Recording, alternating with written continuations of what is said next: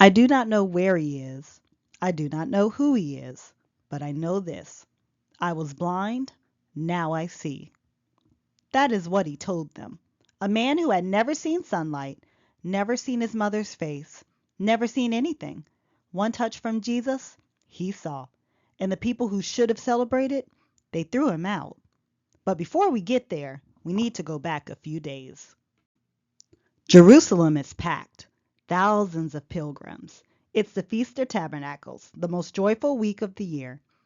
Every morning, a priest walks down to the pool, fills a golden pitcher, and carries it back to the temple. The crowd sings as he pours it on the altar. They are remembering. God gave water in the wilderness. He provided when there was nothing.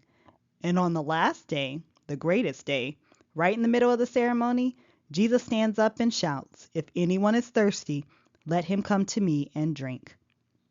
The priests are pouring water to remember the past. Jesus is offering water right now. The crowd splits. Some say he is a prophet. Some say the Messiah. Some say he's demon possessed.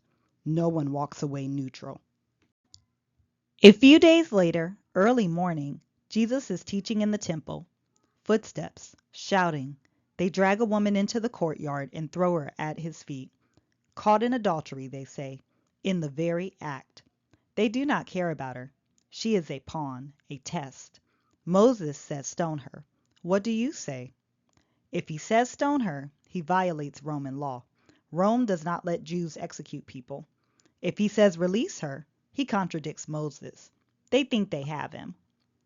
Jesus bends down, starts writing in the dirt, says nothing. They keep demanding an answer.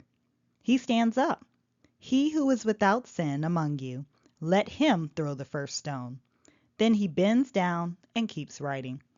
One by one, they drop their stones and walk away. The oldest first, the ones with the longest list of sins. Now, it's just Jesus and the woman. Where are your accusers? Did no one condemn you? No one, Lord. Neither do I condemn you. Go and sin no more. Not just mercy, a call to change. Grace and truth in the same breath. Then Jesus turns to the crowd still gathered and makes a claim. I am the light of the world. Whoever follows me will not walk in darkness, but will have the light of life. The Feast of the Tabernacles had a light ceremony too. Giant torches lit up the temple courts so bright you could see the glow across the city. Jesus is saying, the light points to me. I am what it represents. The Pharisees push back. You are testifying about yourself. That is not valid. The argument escalates. They claim Abraham as their father. Jesus says their real father is the devil, the father of lies. Then he says something that ends the conversation. Before Abraham was born, I am. Not I was, I am. That is the name God gave Moses at the burning bush. I am who I am. The name so sacred Jews would not even pronounce it. Jesus is not saying he is old. He is saying he is God. They understood exactly what he meant. That is why they picked up stones, but he slipped through the crowd and was gone. Shortly after, Jesus is walking with his disciples. They pass a man who has been blind since birth. The disciples ask, Rabbi, who sinned, this man or his parents? Why was he born blind? It is the question everyone asks when they see suffering. Whose fault is this? Jesus answers, neither. This happened so that God's work could be displayed in him. Then he does something strange. He spits on the ground, makes mud, and smears it on the man's eyes. Go wash in the pool of Siloam. The man cannot see where he is going. He does not know this rabbi. He does not understand what is happening. But he goes, he washes, and for the first time in his life, he opens his eyes and sees. You would think everyone would celebrate. They do not. The neighbors are confused. Is this the same man? He looks different. He keeps saying, I am the one. I was blind. Now I see. They bring him to the Pharisees and an investigation begins. How did this happen? He put mud on my eyes. I washed. Now I see. The Pharisees are divided. Some say Jesus cannot be from God because he healed on the Sabbath. Others say a sinner could not do such signs. They bring in his parents. Is this your son? Was he really born blind? The parents are terrified. They know if they say Jesus healed them, they would be thrown out of the synagogue, expelled, cut off. So they dodge. Yes, he is our son. Yes, he was born blind. How he sees now, we do not know. Ask him. They haul the man back in. Give glory to God. We know this man, Jesus, is a sinner. And the man gives them an answer they cannot argue with. Whether he is a sinner, I do not know. One thing I do know, I was blind, and now I see. They keep pressing. What did he do? How did he open your eyes? The man has had enough. I already told you, and you did not listen. Why do you want to hear it again? Do you want to become his disciples too? That is mockery, and they do not take it well.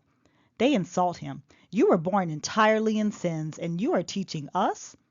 And they throw him out, expelled from the synagogue, cut him off from the community. Everything he knew, gone, because he would not deny what had happened to him.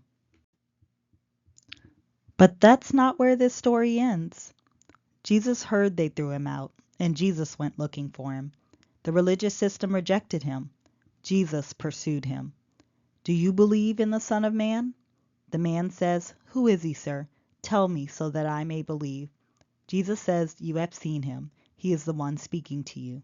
And the man who was blind, who had never seen anything until that day, falls down and worships. Lord, I believe. Some Pharisees were standing by. They heard this. They asked, Are we blind too? Jesus answered, If you were blind, you would have no guilt. But because you say we see, your guilt remains. The man born blind ended up seeing. The Pharisees, who could see everything, ended up blind. The blind man started with nothing, no understanding, no theology, just mud on his face and instructions to wash, and he ended up worshiping Jesus as Lord. The Pharisees had everything, the scriptures, the training, the positions, and they missed him completely because they were so sure they could already see. So here's the question.